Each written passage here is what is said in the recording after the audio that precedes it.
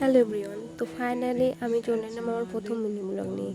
তো আজকে সকাল সকালই ঘুম থেকে উঠে গিয়েছিলাম। ঘুম থেকে ওঠার পরে মায়ের হাতে কিছুটা কাজ করে ফোনটা নিয়ে একটু ছাদে চলে এসেছিলাম ভিডিও করবো বলে। আর ছাদে এসে দেখি আকাশটা ঠিক এইরকম, না রোদ না মেঘ।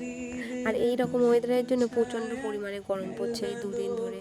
তারপরে আমার মা আমাকে না দেখতে পেয়ে, নিচে না দেখতে পেয়ে আমাকে ডাক দিল। আমি মায়ের ডাক শুনে ঘরে গিয়ে দেখি আমার ঘরের অবস্থা ঠিক এই রকম, দেখতে তো পাচ্ছ। তারপরে আমি আমার ঘরটাকে সুন্দর করে গুছিয়ে, ঘরটাকে একটু ঝাড় দিয়ে ঘর তারপরে ঘর মুছে আমি চলে গিয়েছিলাম ছাতু খেতে। কারণ সকালবেলা তেমন কিছুই খাই না, আমি ছাতুটাই খাই মাঝে মধ্যে, প্রতিদিনই না, মাঝে মধ্যেই ছাতুটা খাই।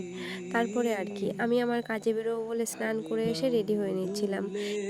তোমাদের মনে অনেকের প্রশ্ন আসতে পারে যে আমি কী কাজ করি, এটা অন্য কোনো দিন জানাবো যে আমি কী কাজ করি।